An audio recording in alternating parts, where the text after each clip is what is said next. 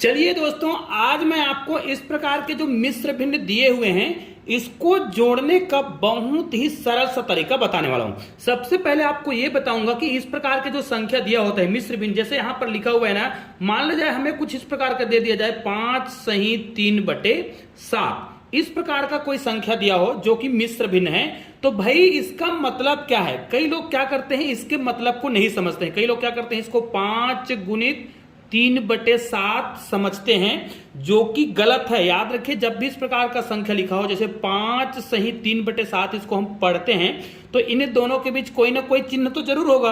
तो कई लोग क्या समझते हैं, यहां पर गुणा का चिन्ह समझते हैं, जो कि क्या है, बिल्कुल गलत है। हमेशा आपको याद रखना है, जब भी इस प्रकार का मिश्र भिन्न दिया हो तो इसको हल करने का एक शॉर्टकट तरीका भी होता है। तो शॉर्टकट तरीका सीखने के लिए आपको क्या करना पड़ेगा, इसको डायरेक्ट आप जोड़ सकते हैं, लेकिन इसके लिए आवश्यक है कि इसका जो सरलतम रूप है, जैसे आप ये देखिए, ये क्या है, 5 जो है पूर्णांक है, और ये जो 3/7 जो दिख रहा है वो क्या है, अपूर्णांक है।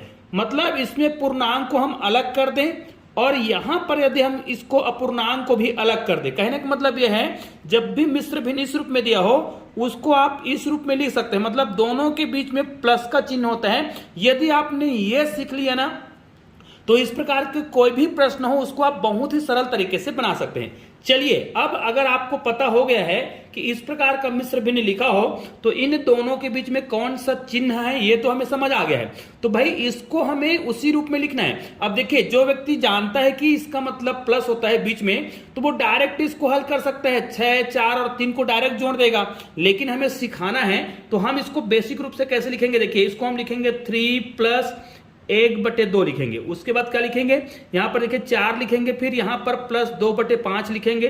देखते रहिएगा पूरा। और एक बात और है, उत्तर जब आता है ना तो वहां पर भी लोग गड़बड़ी करते हैं, क्योंकि अगर वो जो उत्तर आया है वो देखिए 2 प्रकार का आएगा, या तो उचित भिन्न आएगा या फिर अनुचित भिन्न आएगा, सम और विषम भिन्न जिसको बोलते हैं। तो उसको हमें और आगे किस रूप में हल करना है वो पूरा तरीका बताऊंगा। निश्चित रूप से आप लोग इसका उत्तर बनाकर जरूर देखिएगा, फिर मैं जो उत्तर बना रहा हूं उसके साथ मिलान करिए कि आपके उत्तर और मेरे उत्तर में क्या अंतर है। हो सकता है आप लोग डायरेक्ट उत्तर लिख दिए, लास्ट में आपने उसको अनुचित भिन्न और उचित भिन्न में अंतर नहीं किया है ना, तो उसको आप लोग पूरा देखिएगा वीडियो को, तो आपको समझ आएगा।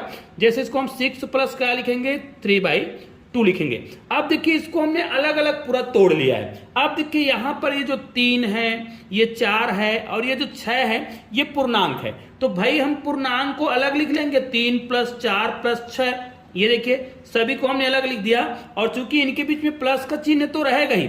अब जो हमारे पास जो बच गया है वो अपूर्णांक है। मतलब यहां पर देखिए 1/2 बचा हुआ है, ठीक है। यहां पर क्या बचा हुआ है, 2/5 बचा है, और यहां पर क्या बचा है, 3/2 बचा है। अब आपको क्या करना है, पूर्णांक को सीधा जोड़ देंगे और अपूर्णांक को हल कर लेंगे।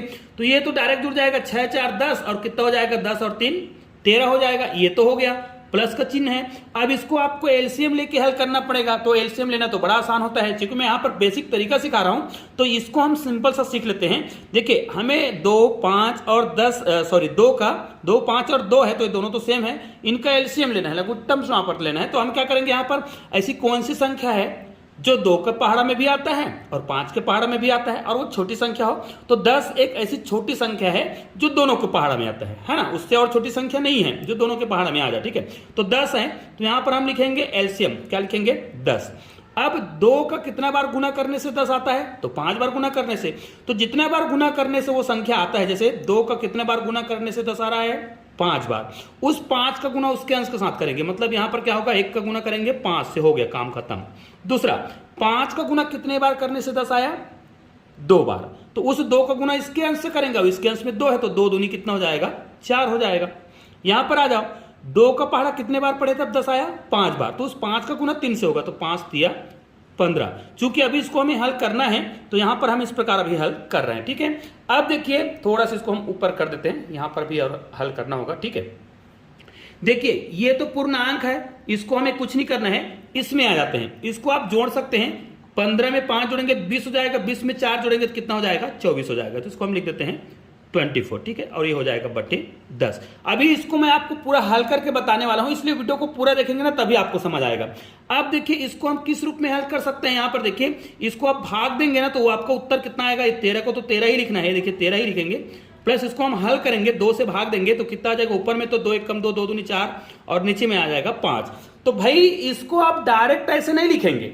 अब देखिए कई लोग क्या कहेंगे, हो सकता है कि सर तो बोले हैं कि जब प्लस है तो इसको हम सही में लिख सकते हैं, तो यहां पर 13 सही 12/5 अगर आप ऐसा लिखते हैं, ध्यान दीजिएगा, अगर आप ऐसा लिखते हैं तो ये उत्तर गलत हो सकता है, क्योंकि हम इसको अभी और हल कर सकते हैं। ऐसा नहीं है, क्योंकि यहां पर देखिए ये जो 12 दिख रहा है ना, इसको हम 5 से फिर से भाग दे सकते हैं। तो देखिए इसको इस रूप में नहीं लिखना है, क्योंकि कई लोगों ने ऐसा ही मतलब उत्तर लिख दिया होगा, क्योंकि अब तो हो गया करके, तो ऐसा नहीं करना है।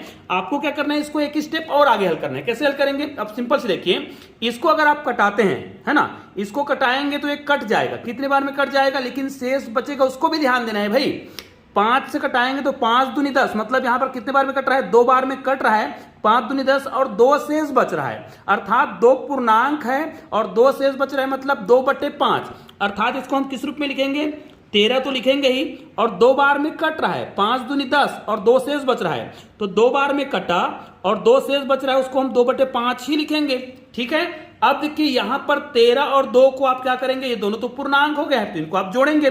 अब देखिए इसका मैं पूरा आपको बेसिक तरीका ही बताने वाला हूं, इसको इसी रूप में हल करेंगे तब भी उत्तर इतना ही आना चाहिए। अब इसको आप हल करके देख लीजिएगा। इसको जब आप हल करेंगे ना, तो इनको देखिए 13 और 2 को क्या जोड़ेंगे तो क्या हो जाएगा, 15 हो जाएगा, और ये इनके साथ जुड़ जाएगा, मतलब 15 सही 2/5। दोस्तों ये हमारा उत्तर आ गया है। अब इसको अगर हम पूरा भिन्न के रूप में लिखना चाहेंगे तो 15 पंचे 75 होगा। ध्यान दीजिएगा, 15 पंचे 75 और ऊपर में 2 है तो 77 हो जाएगा। मतलब इसको अगर आप पूरा हल करेंगे तो आपका उत्तर कितना आएगा, 77/5 आएगा। इस रूप में भिन्न के रूप में इसको 77/5 लिखेंगे, लेकिन अगर हम इसको मिश्र भिन्न में लिखना चाहें तो 15 सही 2/5 लिखेंगे, जो कि ये उत्तर बिल्कुल सही है। हाँ, यहां पर देखिए अगर आप इस रूप में लिख रहे थे, मान लीजिए इसको आप इस रूप में लिख के देखिएगा, यहां पर 13 सही 12/5 लिखते तो 13 पंचे 65 होता, फिर 65 में आप 12 जोड़ते तब भी इसका उत्तर कितना आता, 77/5 ही आता, जो कि ये सही है। लेकिन यहां पर इसको हम पूर्ण सही रूप में नहीं लिखे थे। अब देखिए इसको अगर हम प्रूफ करना चाहें पूरा भिन्न के रूप में, देखिए जब हम गणित पढ़ते हैं तो उसका पूरा बेसिक तरीका हमें आना चाहिए, और ये तरीका मैं आपको पूरा सिखा रहा हूं। तो देखिए अगर इसी प्रश्न को हम शुरू से भिन्न रूप में हल करते, देखिए प्रश्न को हम शुरू से भिन्न रूप में हल करते तो हमारा उत्तर अभी कितना आया था, 77/5 आया था।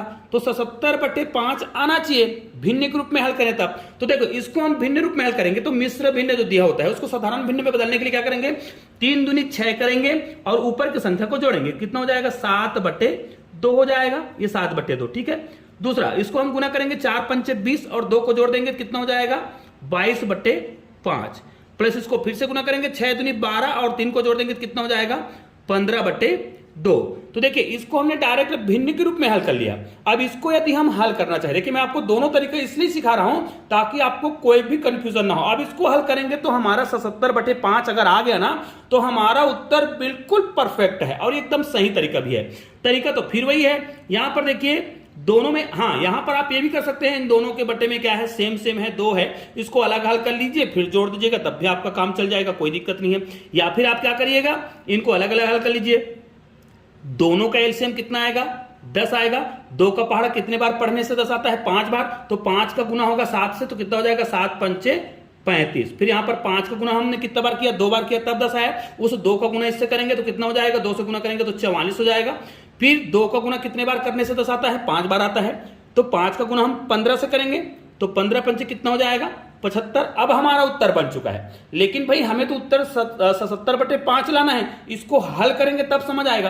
तो 75 में यदि हम 35 को जोड़ते हैं, ध्यान दीजिएगा 75 में अगर आप 35 को जोड़ते हैं तो आपका उत्तर आ जाएगा 110। ठीक है, और 110 में आपको 44 को जोड़ना है, उसके बाद आपको 10 से भाग भी देना है। ठीक है, यहां पर देखिए नीचे आ जाते हैं, इसको फिर से हल करना है। अब इसको आप हल करेंगे ना तो आपका उत्तर आ जाएगा 154/10। अब इसको आप सिंपल से भाग दे सकते हैं 2 से, है ना, 2 से भाग देंगे तो देखिए 2 से भाग देंगे तो यहां पर देखिए इसको देखते रहिएगा, 2 से भाग देंगे तो आपका उत्तर कितना आएगा, यहां पर देखिए 2 पंचे 10, यहां पर आ जाएगा 2 पंचे 10 नहीं होगा, ये 7 बार में जाएगा, 2 सत्ते 14। यहां पर देखिए 2 सत्ते 14, एक और बचा तो यहां फिर से 2 सत्ते 14 आएगा और ये हो जाएगा 2 पंचे 10।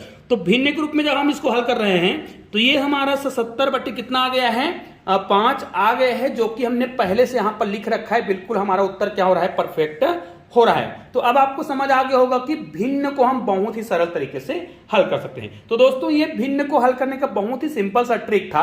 तो आप लोग अगर हमारे चैनल में नए हैं और चैनल को अभी तक सब्सक्राइब नहीं किए होंगे तो चैनल को सब्सक्राइब करके बेल आइकन को प्रेस कर दीजिएगा और ऑल को टच कर दीजिएगा। चलिए दोस्तों मिलते हैं एक और बेहतरीन वीडियो के साथ, तब तक के लिए जय हिंद जय भारत।